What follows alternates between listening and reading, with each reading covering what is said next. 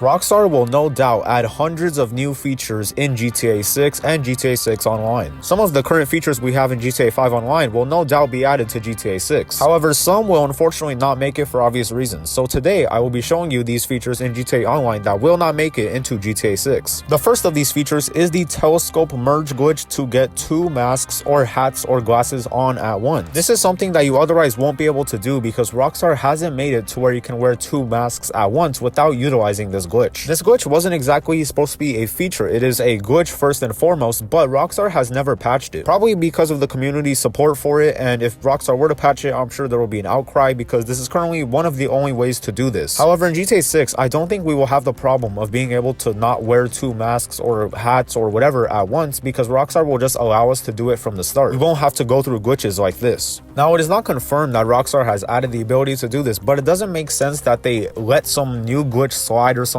and make it to where you can wear two hats or two masks or two glasses at once, when in reality, it should have been an original feature and even GTA 5 Online from the start. There should have never been a glitch to where you have to do this in order to wear two masks because it should have just been in the game from day one. However, this glitch is basically synonymous with the vanilla GTA 5 Online, and it's been in the game for so long that it is basically a feature at this point. However, the novelty of having to use a telescope will certainly be lost in GTA 6. Curb boosting is basically rubbing up and down a curb that will boost your speed in a car. This feature was even in GTA 4 and it is clearly in GTA 5, but I don't think it will be in GTA 6. Because of the realistic elements and Rockstar wanting to pull GTA 6 in a more realistic direction, the sidewalks and the streets I think won't be able to allow you to do this, and the curbs will actually act as curbs, and if you hit them, you'll bounce in the air, making the use of this feature very minimal and very hard to pull off. However, out of all the features in this video that theoretically could make it into GTA 6, this is probably number one. Once again, this is not really a feature, but Rockstar has never really patched it. There is a glitch to where if you're going at speed in a car and you quickly switch over to one of the story mode characters, it will instantly stop your car on the dime. I know it's kind of a cop-out because it's a glitch, but once again, it's one of those glitches that have become synonymous with vanilla GTA Online because Rockstar has never patched it. And trust me, if Rockstar wants to patch a glitch, they will do it. They won't just put it on the back burner. They don't really care about God mode glitches or even certain money glitches, which have been in the game for a while, but they're kind of harder to do and more minuscule. Rockstar really only patches the glitches that they find important. And in the grand scheme of things, this glitch is really not that important. I mean, it's cool that you can stop on the dot and whatnot, but it's very underutilized. No one really uses it. I use it pretty often because NPCs always cut me off in traffic. I quickly switch to Franklin and they just keep going and I stop right there, avoiding the crash entirely. I highly doubt Rockstar will go through all of this just to add a glitch. Obviously, they don't want glitches in their game, and I doubt they will make this a base feature, but I personally will really miss this. Next up is every GTA Online grinder's favorite feature, remove wanted level. Now, theoretically, this could be added to GTA 6. I previously made a video a while ago. It was a while ago when my content was pretty and my channel was pretty small, but it's still a good watch. I highly recommend it. I basically argued why Rockstar should not have added the remove wanted level feature to begin with, and I highly doubt that they will add it in GTA 6. Not because of me in particular, but just because of the direction that the game is going in. I heard from one of the leaks that GTA 6 will actually have very hard chases to escape from, and I doubt Rockstar would go through all that, making such a good gameplay aspect of GTA 6, being actual good challenging police chases, and then they give you an option just to cancel it out of nowhere for $600. Makes no sense for them to add, and I highly doubt they will add it. If they do add it, I'll be kind of disappointed. I personally never really liked to remove wanted level, and people have become used to it because GTA Online and Rockstar have implemented it into the game's design feature, and they should not have done that from the start. But it is what it is. We're stuck with it now, and hopefully, I pray GTA 6 will not have it, but there is always the small possibility. Next up is every GTA Online griefer's favorite feature, passive mode. I have the same thoughts of passive mode as I do of that of remove wanted level. I think having a passive mode in a game like this could be beneficial, but they should put a time cap on it or something. Because if someone was getting griefed so hard where they had to go in passive mode to avoid them, now it's not really a thing because you could go ghost to that specific person and their organization. But if you had to do that, let's just say, you would just go in an invite-only lobby. You wouldn't stay in the public lobby with the person who's constantly killing you. It makes no sense. Not to mention, it gets abused by tryhards and griefers who use it to get close to someone, and then out of nowhere, they disable it.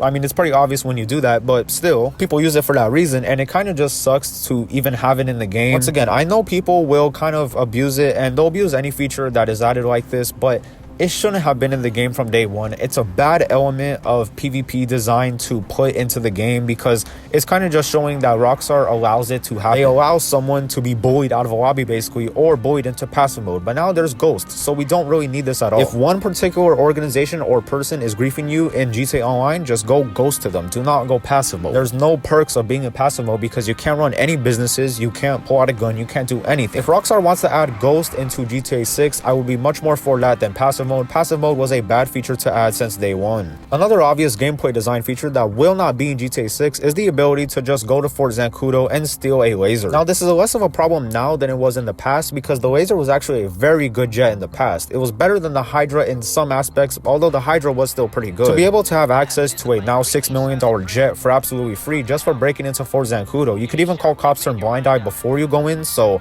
none of the cops actually shoot you, and then you get out with a free jet. I'm pretty sure they didn't have any level spawn requirements. You could be level like 10 and spawn it, but I may just be lying out of nowhere. If you know the correct answer to that, please tell me in the comments. But obviously in GTA 6 there will be no Fort Zancudo. Will there be a military base? Sure, but I highly doubt that Rockstar will allow you to do this because GTA 6 is such a large map with so many details. I already know it. Rockstar wants you to enjoy the map. There's a reason why Red Dead Redemption 2 doesn't really have an effective way to travel the map. Rockstar wants you to go on those long voyages across the map. Maybe they're drawing out gameplay time, sure, but it's a way of exploring the world too. Especially in story mode of Red Dead Redemption 2, you're actually incentivized to do that instead of taking a wagon because you can encounter random people and strangers that actually have depth and character to them, which I highly think GTA 6 will heavily emphasize on. They will heavily emphasize on the open worldness and the characters in it. And in my opinion, my personal opinion, it really does not make sense to add a free jet to get from any level. In story mode, sure, but in GTA Online, it doesn't belong there and it will throw off balance in early GTA 6. So I'm over here in Blaine County right now, just chilling in my Furia, and at any point, I could just teleport to the city by accepting this heist update from Lester. I could take the text from the Doomsday heist, go to my facility, which is just outside the city, and it's just a really cheap way of getting around the map. It's less of a problem now because everyone has seen GTA 5 Online and its map. If you don't know the map by heart, then at this point, you either just don't pay attention too much or you're a kind of low level, which is fine. But at this point, most people know this map by heart. So it doesn't matter that you could just fast travel anywhere because people know it, and it's not like they're gonna explore and discover something new because people have discovered everything there is to the map. There's no secrets, and if there are secrets, they're very well hidden because it's been a decade now and no one has discovered them. Now, once again, this isn't exactly a gameplay feature, but it's not a glitch either. It's somewhere in the middle. Rockstar hasn't really done anything to address it because they honestly probably just don't care. They don't care that you could just teleport around the city and get anywhere you want because it's not hurting shark card sales, so they're fine with it. But once again, GTA 6 will highly emphasize on road travel, so you shouldn't just be able to teleport anywhere. Next up, we have a glitch that has been in the game for a long time and Rockstar has not patched it. Is the ability to rapidly fire rockets. I'm pretty bad at it here, but basically you just fire a rocket, switch to a different gun, go back to the rocket, and it is fully reloaded, skipping the reload animation by about half of the time. This is a pretty big aspect of PvP in GTA Online, and maybe that's why Rockstar did it. But in GTA 6, it doesn't make sense. Once again, the code will be completely different. It doesn't make sense that this will be in GTA 6. And from a gameplay balance design, it doesn't make sense either because it doesn't just work with rockets. You can use the LMG, you can use AKs, you could use whatever you want, and it will skip the reload animation completely. I don't believe it works on shotguns where you have to put each shell into the shotgun. If it has a magazine, then you should be able to do that. So yeah, not really a feature, but it is a glitch that has become synonymous with GTA Online and especially GTA Online PvP, which is for sure a niche in the community, but it is still a community regardless. And I am certain 99.9% that this will not be in GTA 6. It just doesn't make sense. A feature that I will sorely miss is the Los Santos Car Club. It will not be in GTA 6 because it is called the Los Santos Car Club, not the Vice City Car Club, or whatever the main map is called, Leonida, I think they call it. There will not be a Los Santos Car Club in Leonida. Maybe there will be a Vice City Car Club or something, but the Los Santos Car Club, as we know it, will not be in GTA 6. However, something more interesting about the Los Santos Car Club is How. How is in the corner of the Los Santos Car Club. You could take your car to him and have it tuned with HSW mods. Makes it very fast. I highly doubt that How and HSW will be in GTA 6 as well because cars will be so fast already. It won't make sense for HSW to exist. It doesn't need to. And if customization gets better for cars in GTA 6, as it should, and we can push more power out of them and change the exhaust and whatnot and actually make adjustable exhaust noises, then the need for HSW won't really be there because we could just do it ourselves. Then again, maybe it would from Rockstar's perspective. I don't know. We'll certainly have to wait for this feature. The Diamond Casino, as we know it, will not be in GTA 6, and with it, the Lucky Wheel. I kind of thought that the Lucky Wheel would kind of be overpowered as soon as it got released because it sounded just too good to be true. You get to just spin a wheel for nothing every day and maybe get a car. And now that people know how to spin it to where they get the car every time, it's definitely been abused at this point. And honestly, I wouldn't want this in GTA 6. Whenever you're starting a game, especially from the start, when everyone is starting in GTA 6 and no one's a high level, it throws the balance off drastically when someone has a drastically better product than everyone else. This is most apparent in RPGs and MMOs where you get gear that is pretty crappy from the start, and then out of nowhere, maybe you play with your friend, they give you something very good. It is very apparent that for your difficulty level, you should not have the gear that you have. It's the exact same logic here. I don't think people should just be getting free cars from the start. It will throw the balance off completely, especially early on, once again, when everyone is starting out, and it will be more fun to earn that car rather than getting it for free anyways, in my opinion at least.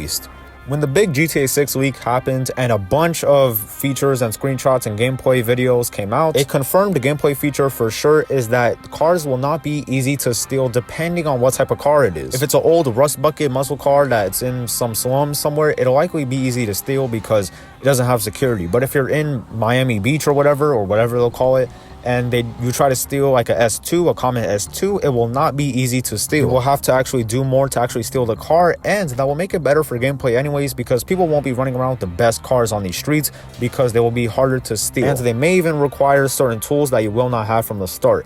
In GTA 5 Online right now, anyone, no matter what level you are, no matter what you have, you can steal any car off the street. Unless it is another player's, but that's a personal vehicle, not an NPC car. And I kind of will miss being able to just be free and steal any car off the street. But it will certainly be more fun and interesting from a gameplay element to have to steal a high-end car that is actually has security and everything, than having to steal a low-end car which you could just break the window and get in. Really excited to see how this feature plays out and how people respond to it.